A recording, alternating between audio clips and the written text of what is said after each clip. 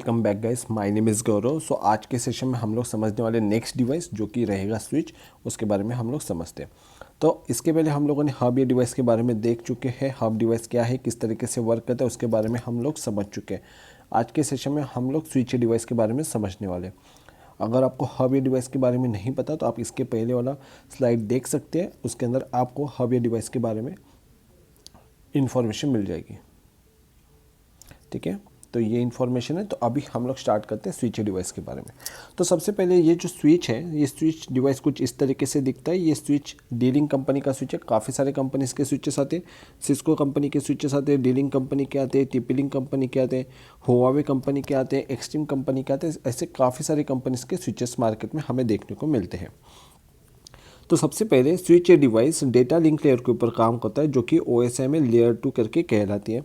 Join multiple computers within a lan network. यहाँ पे मैं ये एग्जांपल देता हूँ, आपके बेसिक्स और अच्छी तरीके से क्लियर हो सकते हैं। ठीक है,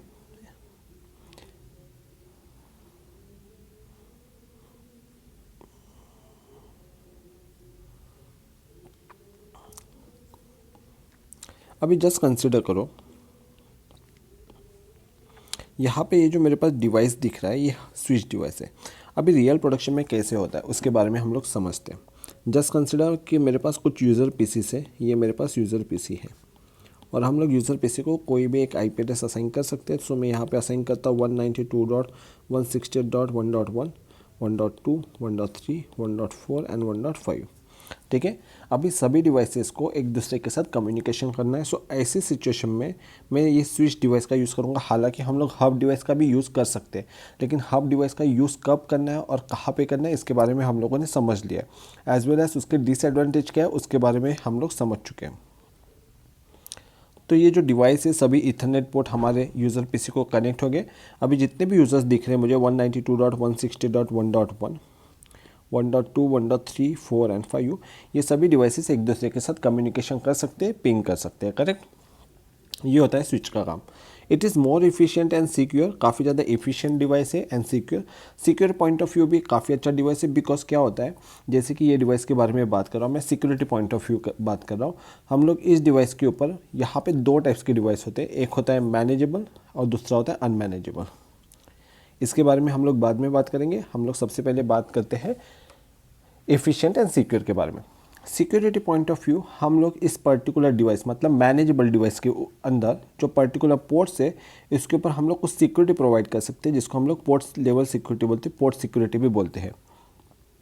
स्विच लेवल के ऊपर हम लोग console password, telnet password, enable password हम लोग सेट कर सकते हैं, जो कि बेसिक है। हम लोग विलान वगैरह कॉन्फ़िगरेशन करते हैं, वो भी एक बेसिक सिक्योरिटी के तौर पे हम लोग बोल सकते हैं। ठीक है, यहाँ तक कोई डाउट नहीं आई गेस। नेक्स्ट पॉइंट के ऊपर हम लोग जंप करते हैं unmanageable switches and manageable switches. अगर यहाँ पे आप टोपोलॉजी देखते हो तो आपको यहाँ पे देखने को मिल जाता है, ये जो मेरे पास स्विच है ये स्विच है मेरा अनमैनेजेबल स्विच। ठीक है, ये टीपीलिंग कंपनी का स्विच है, आप यहाँ पे देख सकते हैं। अभी ये जो स्विच है इसके अंदर जो कैपेसिटी है वो मैक्सिमम 8 यूज़र को कनेक्ट करने की कैपेसिटी है। अभी 8 यूज़र्स को कनेक्ट करना मतलब क्या, जैसे कि अगर मेरे पास कुछ इस तरीके से 8 यूज़र पीसीस है, लैपटॉप है, सो मैं कुछ इस तरीके से इथरनेट पोर्ट के थ्रू कनेक्ट कर सकता हूँ और सभी डिवाइसेस एक दूसरे के साथ कम्युनिकेशन कर सकते हैं। No configuration required, it is plug and play device. मतलब आप मार्केट से लेके आओ, इजीली इंस्टॉल। जिसको CCNA नहीं आता है या बेसिक नॉलेज भी नहीं है नेटवर्क का, स्टिल वो इस डिवाइस को मार्केट से लेके आके कॉन्फ़िगर करने की ज़रूरत नहीं, कनेक्ट कर सकता है, पॉसिबल है। Use for basic connectivity, basic connectivity के लिए हम लोग इस डिवाइस का यूज़ करते हैं। Often seen in home network, labs etcetera. अगर हमें होम नेटवर्क घर के अंदर लैब बनाना है या साइबर कैफ़े है वहाँ पे लैब बनाना है, स्मॉल नेटवर्क डिज़ाइन करना है, सो हम लोग इस स्विच का यूज़ कर सकते हैं। It is very less expensive, आपको 500,000 रुपीज़ में मार्केट में आसानी से मिल सकता है। और अगर आपका थोड़ा बजट अच्छा है 1500 2000, आपको एक प्रीमियम क्वालिटी का स्विच मिल सकता है। Next thing about the manageable switches. ठीक है, सो हम लोग मैनेजेबल स्विचेस के बारे में भी समझ लेते हैं। अब ये जो मैनेजेबल स्विचेस के बारे में हम लोग बात करते हैं, तो मैनेजेबल स्विचेस या कोई डिफरेंट स्विचेस होते हैं। यस, ये थोड़े बहुत डिफरेंट स्विचेस होते हैं। अगर मैं सिस्को की कैटलिस्ट सीरीज़ या नेक्सस सीरीज़ के बारे में बात करूँ सो ये मैनेजेबल स्विचेस में आते हैं। अभी मैनेजेबल स्विचेस में क्या डिफरेंट होता है और किस तरीके से होता है हम लोग उसके बारे में थोड़ा बहुत समझते हैं। अभी मैनेजेबल स्विचेस के अंदर आप कॉन्फ़िगरेशन कर सकते हैं।